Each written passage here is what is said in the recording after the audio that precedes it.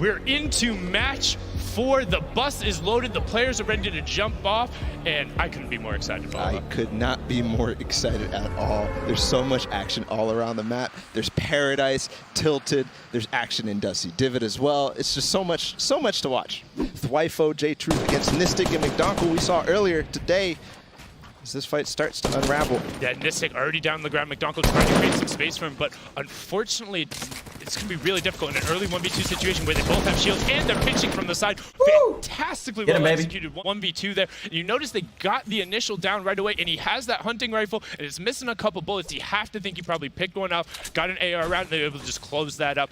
That's going to put them in a prime spot. No one else anywhere near them. Tons of loot, 2 elims, and a bunch of shields. They're looking good. Jumping on over to Tilted. We've talked about some of the names here. We're going to see Butter Aiden versus DAFPS and Slobbings. This was one of the first fights we covered in match 1. Let's see what the resolution will be. Some shots being traded out right away. Aiden ends up going down. It's going to be on Butter again to try and clutch this out. He has a decent amount of shields and a pump. Not a bad situation to be in, but not a great one. And it looks like he's going to opt to stay. Why is Butter kind of clean though? They're going to clean that out. More shields. Butter is mad clean. He's just trying to get away and find a spot where maybe he can make a 1v2 play. We've seen this before. You just got to get somewhere.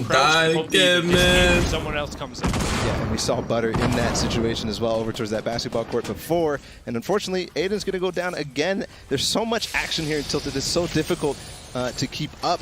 The different drops, it depends who wins specific buildings, who gets the landing there perfectly. But you can see Slobbings and FPS go right up on top of that tall building in the middle there. Ziff actually managed to get a lot of damage in that first game. We'll see if he's going to be able to do anything from this guy today. Yeah, it makes it incredibly difficult when that storming is just raining shots down on you. Yes, you are able to trade back fire. They're a little vulnerable, but with the amount of pressure it puts for his teammate, where you kind of, now you see, this is a really good play. He's using the natural cover of the roof to be able to fire back, but you see Ziff going aggressive now with it.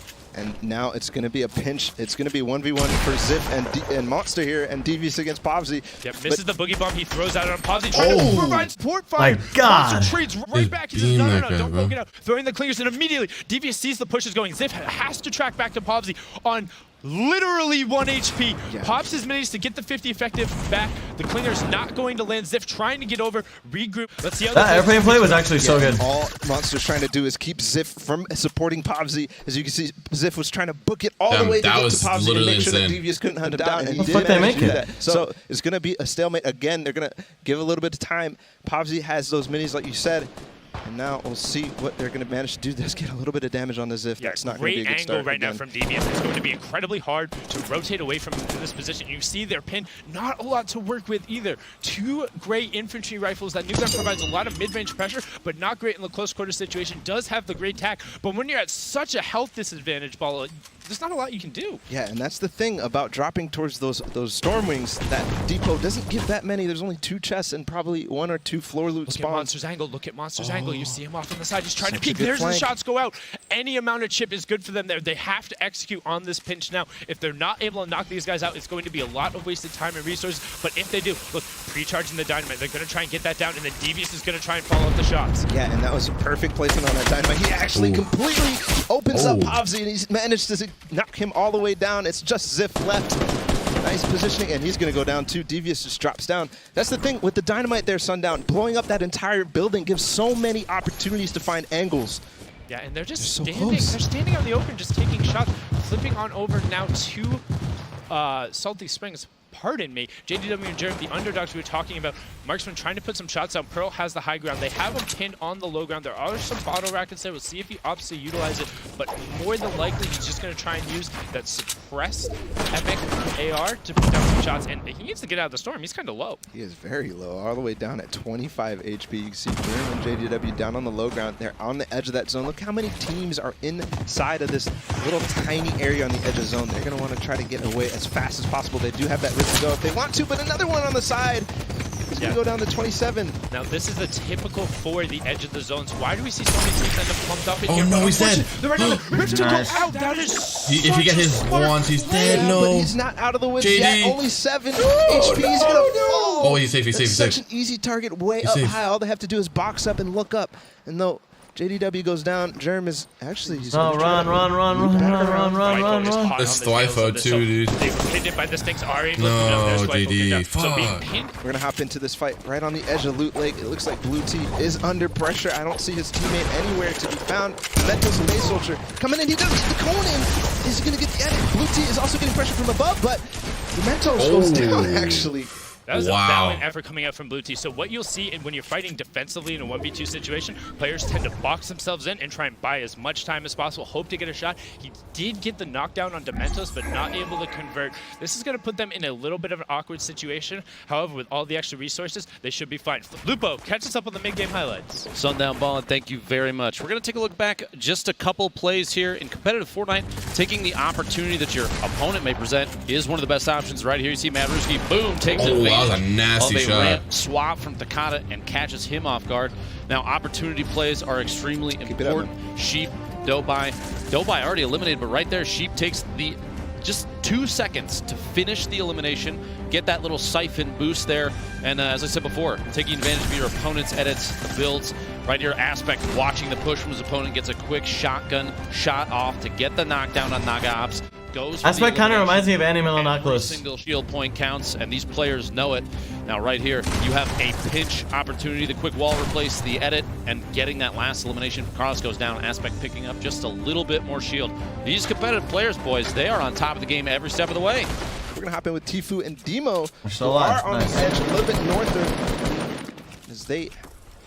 See, they do have that rift to go. That's going to be really good. Shit, Demo got top. Yes, and just a reminder, these are our current If he has no leaders. armor, if Demo doesn't have anything, With that Bizzle and Tricky Source pair dude. we've been talking about, Demo, however, going down. This is what happens when you get separated. Tfue is not going to be close enough. Those late game downs generally will get converted on very quickly. People are very Elim hungry. They want the points, they want the siphon. Immediately, he actually gets down over him. He's covering him. He's going to try and get this revive off Bala. There's somebody trying to push, but I don't know if he knows exactly where Demo is. And yes, he does.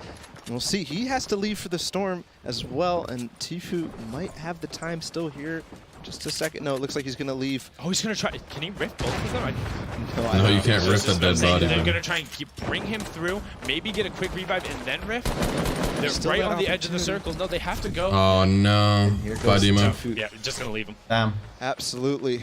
As he looks for the best position, he might decide to land on this high ground. We'll see. He's only one in the air. One of the things when you're rifting is sometimes you bring a lot of people with you, but in this case, only Tfue up in the sky. Yeah, we talk about that recycled utility players. They hear the launch pad, they hear the rifts, you look to run for it, and the new circle now populated. People are going to have a far run. Tfue staying up enough so he can get prime position on the next rotation, but also play a little bit of a loop goblin, drop down, pick up some free stuff, and a supply drop there. I really like that decision. He stayed high, but we're going to see Daxor in the bottom right now, trying to finish the Elim onto grenades if he can. No, he's not going to be able to do it. I love what Tfue did with that rift to go. He stayed up so long so he could see that new zone. And they found the loot as well, but here's Daxor and Fulmer. Yeah, flipping over, things are about to get hectic. 36 players left, 23 duos. Remember, only the top 5 duos will secure points. Otherwise, it's all Elim. Storm Surge active again. You see that on your right-hand side. Players, as they rotate, are going to be looking to trade shots even more because of it. Chap ending up going down the side. And you hear, this is the recycled utility we talk about. As soon as one person throws a launch pad down, everyone else is like, I find it, I see it, I got a rotation. Yes. But if you don't, you get caught on the backside. Nitmix picking up 72 hours, him and Monster going at it, stuck in the storm. Tfue trying to rotate through, has the front ground right here. Not worried about it, he's ahead of this rotation, and he also has a rocket launcher. This could be incredibly efficient. Look at that Nice. Chow right away, immediately to the face, picks it up. Sitting on max, what else can he do with it? He can point here. That's going to be the story. 9 Elims right now, 9 Oh Elims my right now for goodness. Nick and Harmful. They are in that big bonus territory. Big bonus means every single Elim here on out is an extra point. Nick was gets just the for rift, Nick, they go dude. up. They're all on the high ground. However, that was not his rift. Harmful is still down there and fighting. You see them on either perspective. Right now, he is completely alone, trying to play safe and just finding shots. Good heavy AR shots out there. 22 players left, 16 duos. RPG comes through, does not find him. Immediately tries to box himself back up. Yeah, one of the issues for Nick and Harmful right now is that Nick had those launch pads if he wants to make the rotation, so Harmful's on his own here. As you can see, he's getting shot from all directions. He's going to go ahead and make through it. And no, he goes down. Edits into the box right away. Another player there. That's the problem when doing these super close quarter rotations. Everyone is in a box. Everyone's behind it. Everyone can edit it out. Nick getting to the edge of circle, getting in the front. This front position very good. He can now edit the window and look for where other players. They have to rotate past him, and he has time to think. Trying to see who else is buying. Right in the box next over. 100 immediately. immediately. Falls up with a 90, but neither of those two players are together. They're fighting each other as well.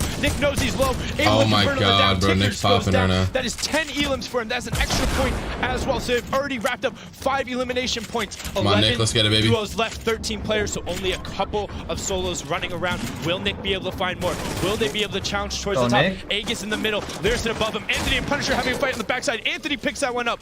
Lenon all the way on the front trying to get there. Nick is hunting Ghoul. You see on the back. Anthony picks up Triggy as he was solo. Triggy's not going to be able to pick up any additional points in this one. Down to our top 8 duos. 10 players left. This is getting 10. Shot comes out from Aegis. Does not quite convert. Still hitting that player. Has to be so low, Bala. Yeah, absolutely. Aegis trying to manage to get away from these players. That's what I don't think any of these duos are top 5, right? You see Nick Merckx did go down. I also want to touch on Lyrison and Cease actually up on that high ground. So we'll see.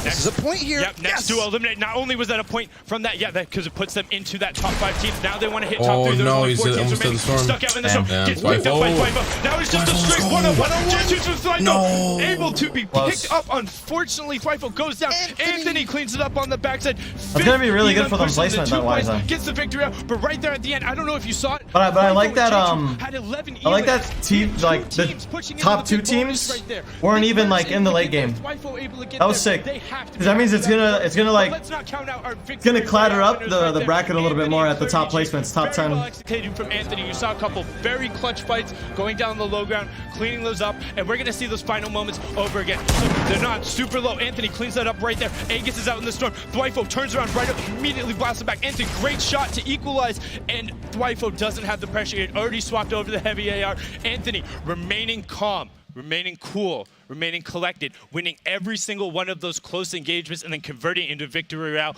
and 5 eliminations. That's going to be an additional 5 points for them coming up. Well done, Bala.